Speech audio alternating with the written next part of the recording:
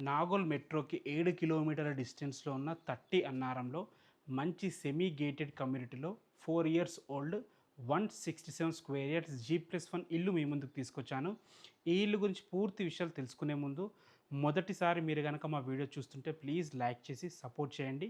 ఇక ఈ ఇల్లు వచ్చేసి 30 అన్నారంలోని Shri Lakshmi Ganapathi colony road number 5బిలో ఉంటుంది. మనకి బండ్లగూడ మెయిన్ రోడ్ నుంచి 500 మీటర్ డిస్టెన్స్‌లో అంటే వాకబుల్ డిస్టెన్స్‌లో చేరుకోవచ్చు.